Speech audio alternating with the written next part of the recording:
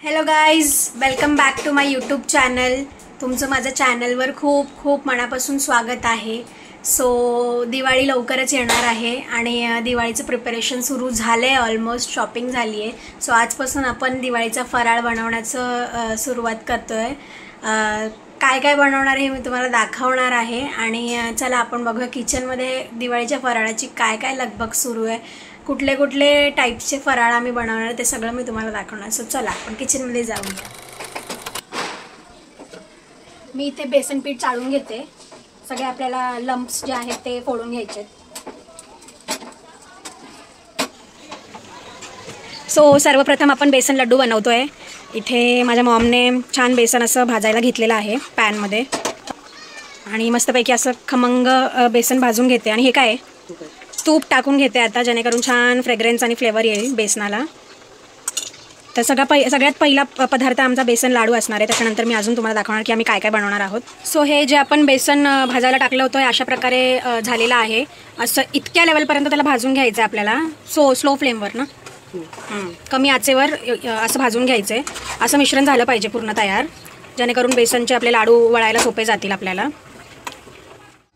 So guys, आम्ही हे बेसनच्या लाडूवर मस्तपैकी असे बदाम लावणार आहोत. तर त्याच्यासाठी मी मस्त अशा प्रकारे बदामचे असे तुकडे केलेले आहेत स्लाइसमध्ये.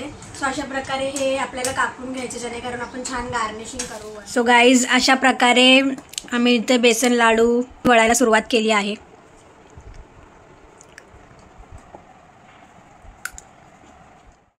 इथे मी वळून झालेल्या लाडूवर असे बदाम चिटकवून घेते, जेणेकरून ते दिसायला पण छान दिसतील आणि खायला पण मस्त वाटेल.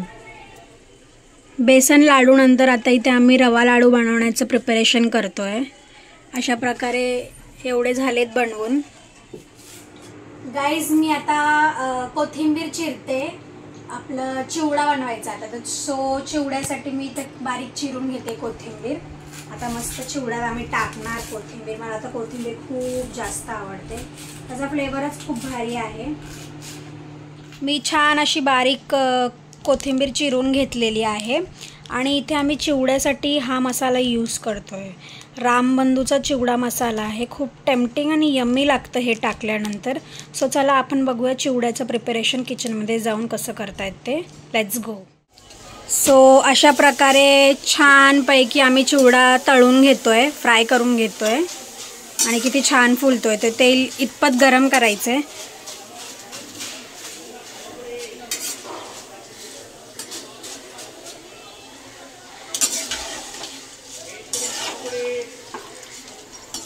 सो गाईज, अशा प्रकारे चिवड्याचं सगळं सामग्री आम्ही साहित्य टाकून घेतलेलं आहे याच्यामध्ये. आता हे मिक्सअप करणार आहे सगळं.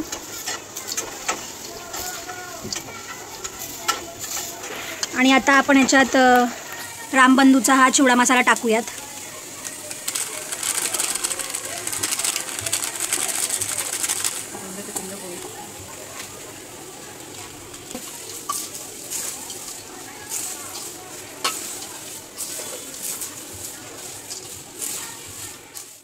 सो आमचे नानकट रेडी झालेले आहेत, ते तुम्हाला मी नंतर दाखवते.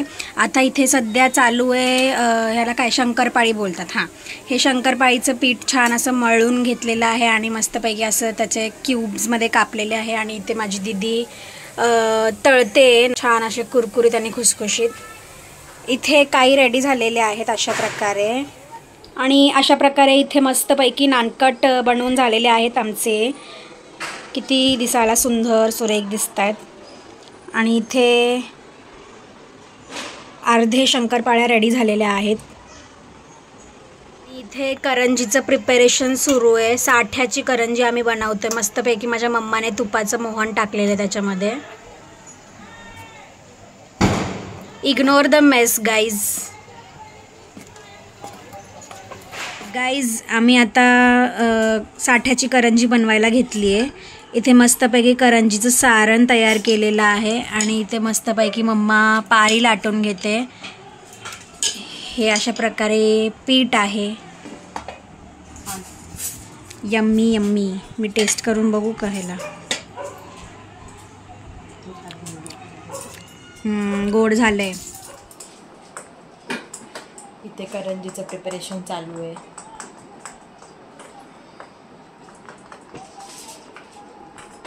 दाखव. इथे साठा प्रिपेअर करतोय आम्ही. करंजी साठ्याच्या आम्ही बनवणार आहे, त्या हिशोबाने आम्ही करतोय. आणि इथे मी पीठ नरम करून घेते. सो आम्ही इथे हे करंजीचा साठा बनवून घेतलेला आहे. तूप आणि मक्याचं पीठ अशा प्रकारचं हे मिश्रण आहे. साठा रेडी झालेला आहे अशा प्रकारे. आता ते पारीवर छान टाकून पारीवर पारी लाटायची. सो इथे आम्ही अशा प्रकारे मोठ्या मोठ्या अशा 5 चपात्या लाटून घेतलेल्या आहेत. आणि आता आपण साठा कसं लावूया दाखवते मी. अशा प्रकारे साठा लावून घ्यायचा.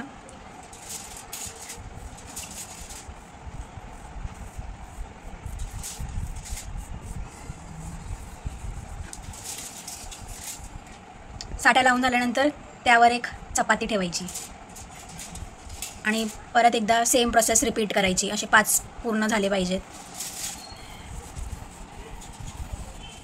आता अशा प्रकारे आपण ह्याचा मस्तपैकी असा रोल बनवून घेऊया.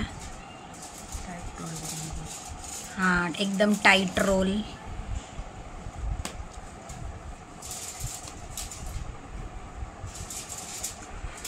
सो गाईज, रोल झाल्यानंतर आपण अशा प्रकारे छोटे छोटे काप करून घेतोय. एवढे छोटे छोटे. आणि ह्याच्या पाऱ्या लाटणार आहेत आता आपण. आणि त्यानंतर हे सारण आपण त्याच्यात भरणार आहोत. हे जे रोल आहे त्याचे सगळे असे काप करून घ्यायचे छोटे छोटे मस्तपैकी, बाकरवडीसारखे. आता आपण जे हे काप केलेत त्याची अशी पारी लाटून घ्यायची आहे. आणि अशा प्रकारे आपण सारण त्याच्यात भरणार आहोत. मस्त करंजीसारखा शेप द्यायचा.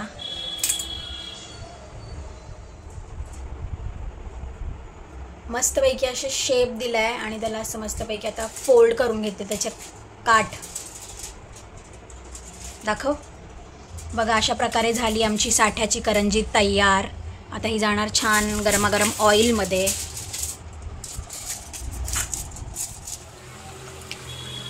गाईज, नानकट आणि शंकरपाळ्या झाल्यानंतर आता करंजीचं प्रिपरेशन चालू आहे. करंजी तळण्याचं काम सुरू आहे. इथे माझी दीदी करते.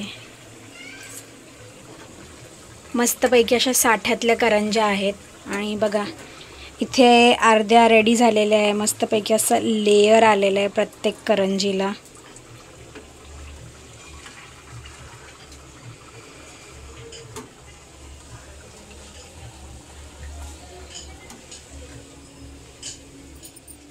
सो इथे आपण घेऊया पहिला अनारसा फ्राय करायला.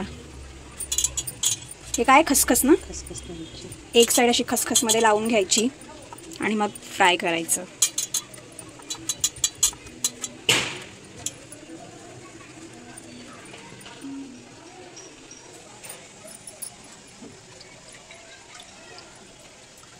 सो गाईज, पहिला अनारसा रेडी झालेला आहे. आता मी टेस्ट करते. पहिला अनारसा खूप टेस्टी होता. आणि बाकीच्या अशाच प्रकारे सेम प्रोसेसने फ्राय करून घ्यायचे छानपैकी. अनारसेनंतर आता आम्ही शेव करण्यासाठी पीठ मळून घेतलेलं आहे. अशा प्रकारे मस्तपैकी अशा शेव तळून झालेल्या आहेत. आणि आणखीन प्रोसेस चालूच आहे किचनमध्ये. सो मस्तपैकी असा डोंगर लागलेला आहे शेवचा. आणि खूप यमी टेम्पटिंग दिसतंय. आता शेवटचा पदार्थ उरला आहे आमचा, चकली भाजणी. आम्ही त्याचं पीठ मळून घेतोय. आता चकल्या करणार आहोत आम्ही. अशा प्रकारे माझी मम्मा पीठ मळून घेते. सो पीठ रेडी झालंय मळून. आणि आम्ही इथे चकल्यासुद्धा पाडलेल्या आहेत अशा प्रकारे. इथे चकल्या रेडी झालेल्या आहेत. आता ह्याला गरम गरम तेलात तळून घेते.